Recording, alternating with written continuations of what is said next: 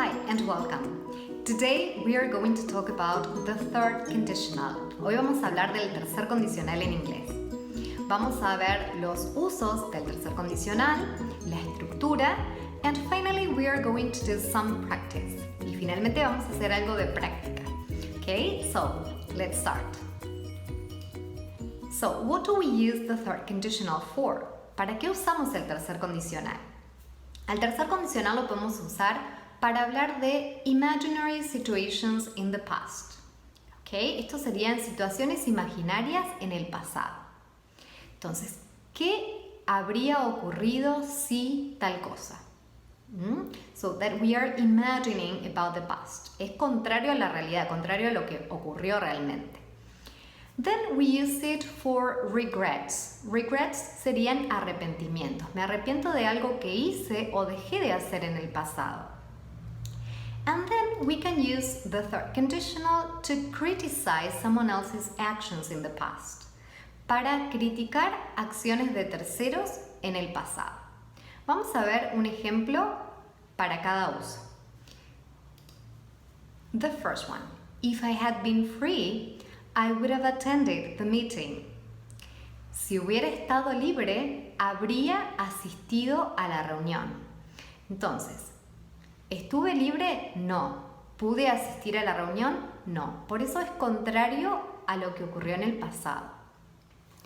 Now, let's talk about regrets. Una oración que exprese arrepentimiento. I would have felt better this morning if I hadn't gone to bed so late last night. Me habría sentido mejor esta mañana si no me hubiera acostado tan tarde anoche.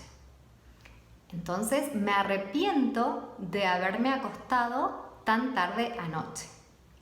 Es por eso que hoy a la mañana no me sentí tan bien. For criticism. We would have already arrived if you hadn't taken the wrong road. Habríamos llegado ya si vos no hubieras tomado el camino incorrecto. Entonces estoy criticando a la otra persona por haberse equivocado de camino. Now, let's have a look at the structure of the third conditional. ¿Cómo formamos una oración en el tercer condicional? So, we are going to take the example that we have already seen. If I had been free, I would have attended the meeting. Ese es un ejemplo que vimos anteriormente. And we have two parts here in the sentence. Tenemos dos partes, que estas dos partes están divididas por una coma en este caso. Al comienzo tenemos la cláusula, se llama, o la parte de la oración con if, that we call it the if clause. And then we have the main clause, la cláusula principal o la parte principal de la oración. Okay? So, in the first part, we have if plus past perfect. ¿Sí? Ese if está acompañado de el pasado perfecto. El pasado perfecto, si ustedes recuerdan, se formaba con had, y el verbo en la tercera forma, en la tercera columna. En este caso tenemos been. Been es la tercera forma, la tercera columna del verbo be. Okay? Then, in the second part, we have would plus have, and again, we have here the third form. Tenemos la tercera columna del verbo, past participle, that is attended. Attended in this case, que bueno, al ser un verbo regular, ¿sí? Termina con ed. Okay? So, here we have would, but that would can be replaced by could or might. ¿Sí? Si yo reemplazo ese would en la oración que tenemos, if I had been free, I could or I might have attended the meeting, estaría diciendo, si hubiera estado libre, podría haber asistido a la reunión. Okay, that's the difference. But you can also use those modal verbs for the third conditional. Okay? Now, what happens if we want to make a sentence negative?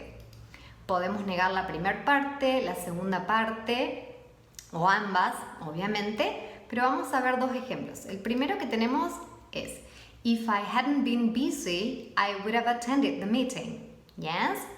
Si no hubiera estado ocupada, habría asistido a la reunión. Ahí la negación la tenemos en la primera cláusula con if I hadn't. En ese caso, vamos a negar el hadn't, right? Vamos a ver qué pasa si la negación está en la segunda parte. If I had been free, I wouldn't have missed the meeting. Si hubiera estado libre, no me habría perdido la reunión. Okay, so in that case, we make that would negative by writing wouldn't, right? Okay, and then for making questions, we have to use inversion, right? Vamos a invertir el orden, pasamos el would adelante del sujeto. Entonces nos quedaría así. If you had been free, would you have attended the meeting? Si hubieras estado libre, ¿habrías asistido a la reunión?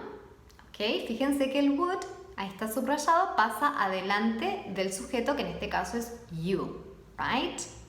Okay, so now that we have seen all the examples and the structure of the third conditional, let's practice, okay? Vamos a hacer un poco de práctica. Fíjense que tienen, in yellow you have if, so that you have an idea of what to use. Acuérdense que después de, como en la cláusula del if, usamos past perfect y en la otra parte usamos would. Yes? Entonces, en la primera oración tenemos if at the very beginning, so there you need past perfect. Entonces, ¿cómo nos va a quedar? If I had known, I wouldn't have asked. Yes? I wouldn't have asked you, right? Entonces, if I had known, I wouldn't have asked you. Yes? En este caso tenemos not ask, está indicando que es negativo, por eso ponemos el would in the negative. I wouldn't have asked you. Well, in the second sentence we have the if clause at the very end, so we have to start with would. Acá tenemos que comenzar con would. You would have had my permission if you had behaved better. Vos habrías tenido mi permiso si te hubieras comportado mejor. Okay? Now, number 3. If she, so here, as it starts with F, we need the past perfect at the beginning.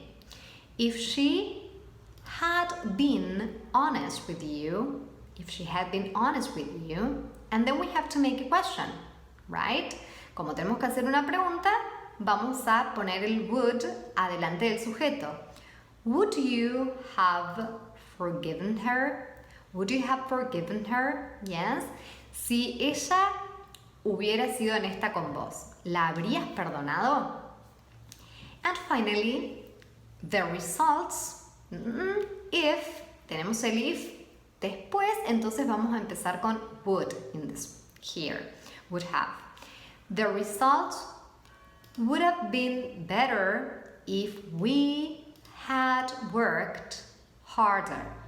Los resultados habrían sido mejores si hubiésemos trabajado mejor, más duro. Okay? Well, this is it. Goodbye and see you next video.